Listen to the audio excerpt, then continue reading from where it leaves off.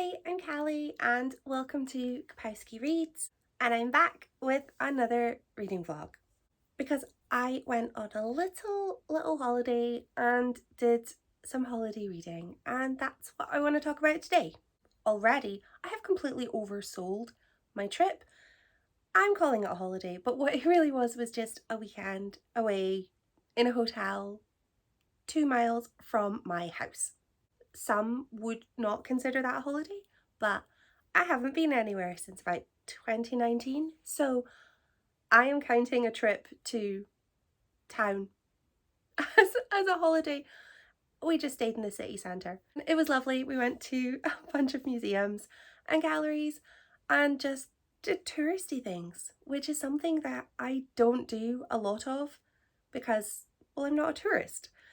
I just live here, but I do think that there are things to be said for being a tourist in the city in which you live. Highly recommend. Anyway, on with the books.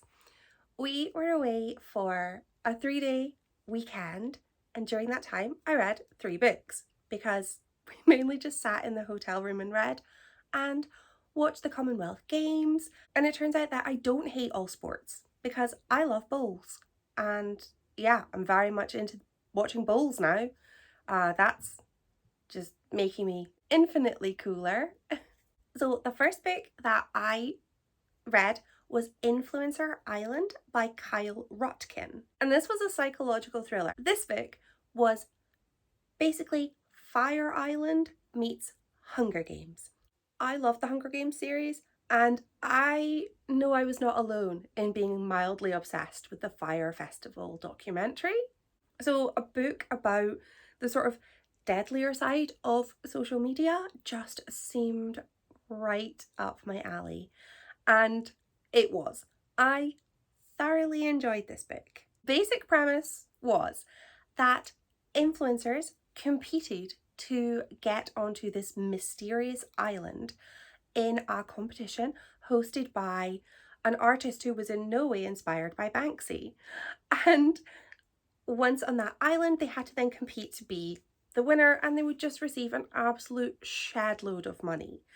And once they arrived on the island, they realised that things were a little bit more deadly than expected. And basically, it turned into a battle to the death. And I loved it. I love books that sort of play on the whole, like, toxicity of social media.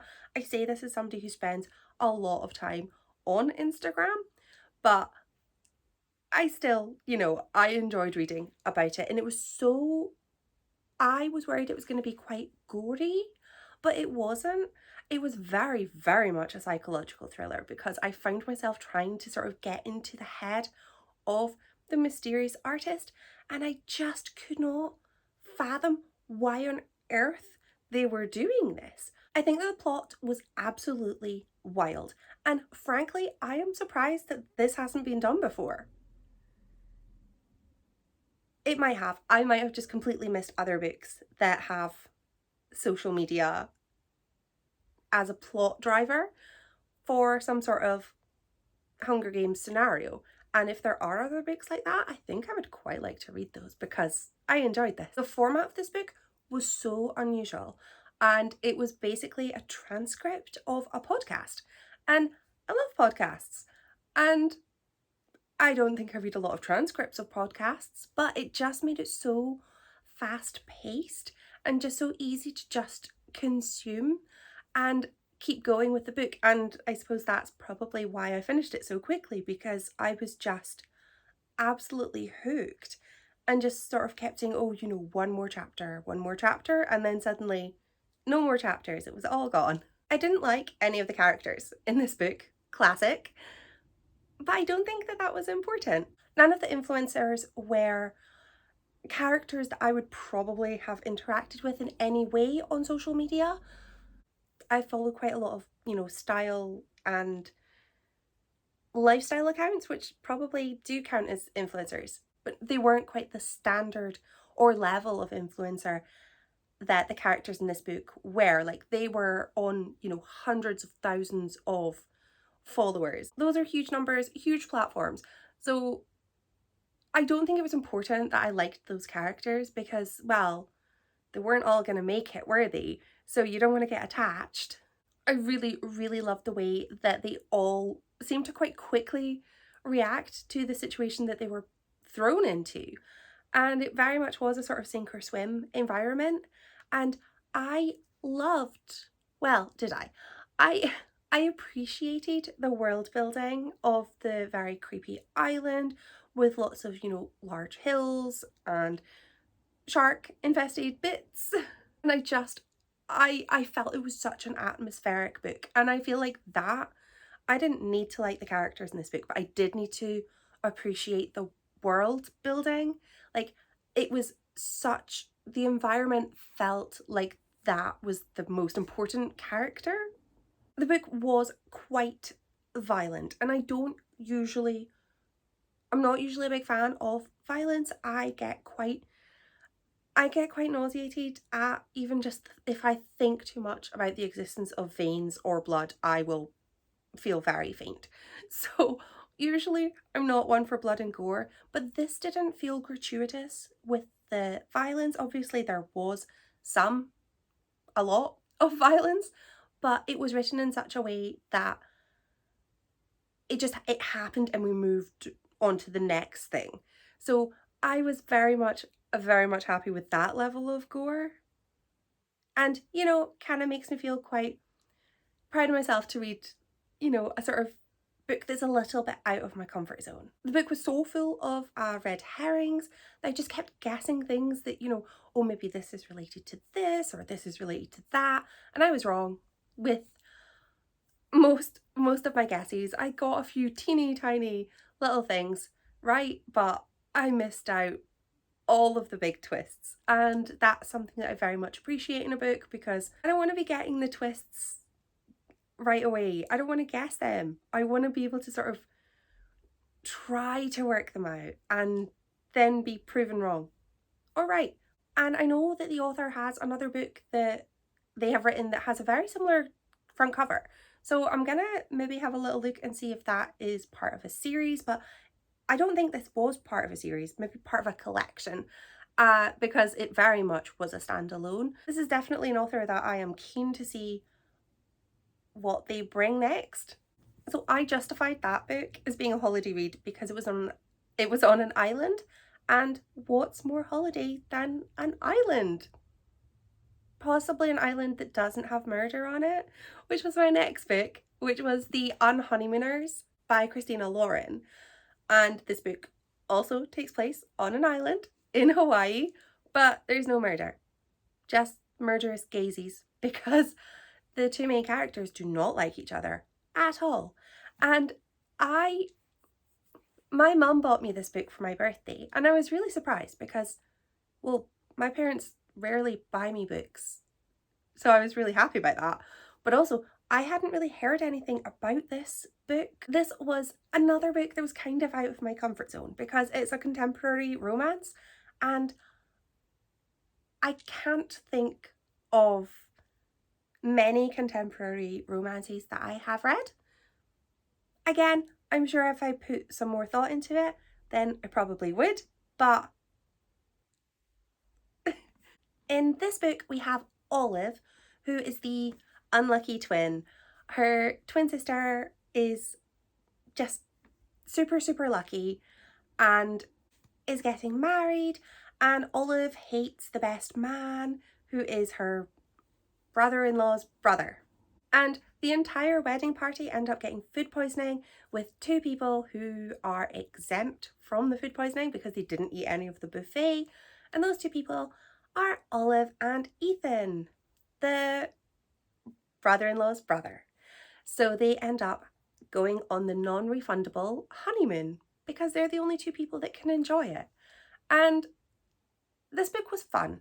It was a fun read. It very much, I feel that this book was very much what I would call a beach read, and I am somebody who doesn't really spend a lot of time on the beach. I do like walking on the beach, but usually when it's like 14 degrees.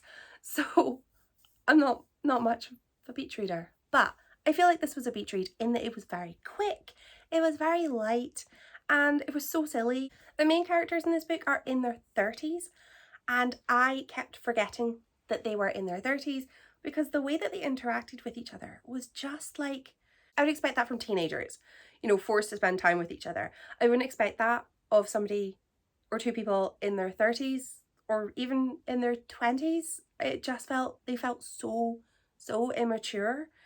And while it was quite enjoyable, it did get really annoying the way that they sort of just, you know, if you can't play nice with each other, just don't go on holiday together. That's not going to end well if you can't just play nice for, you know, 2 weeks. So their sort of bickering did really annoy me. I really enjoyed the way that Ethan and Olive never called each other by their own names. Always basically that thing of pretending they didn't remember each other's names. So Ethan would call Olive Olivia and she would call him Evan. You know, it was funny. It was quite funny in parts. It was such a light read. It was very predictable. I saw, unlike in the last book, I saw everything that was going to happen in this book. I was not surprised. It did what I wanted. I wanted something that was light, that was kind of fluffy, and it was an enjoyable enough book. Will I be reading it again? I don't know. I don't plan to unhaul this one immediately, so I might read it again next summer because it turns out I read summary books now. So maybe. But huge thanks to my parents for buying me this. It made me chuckle. And the final book that I read was not really summary, but it was one of my 5-star predictions. And that could be summary. So that was Bestiary by K-Ming Chang. And this is a book that I have been meaning to read since March, I think. I think I bought it in March. I bought it in Glasgow. And the reason that this was one of my 5-star predictions was because it was described as being a multi-generational story, including elements of Chinese mythology. Really enjoy when books have mythology and folklore. I get really excited about that. This book also included some queer romance and a girl growing a tiger's tail. Yeah, I was in. Now, I say I was in.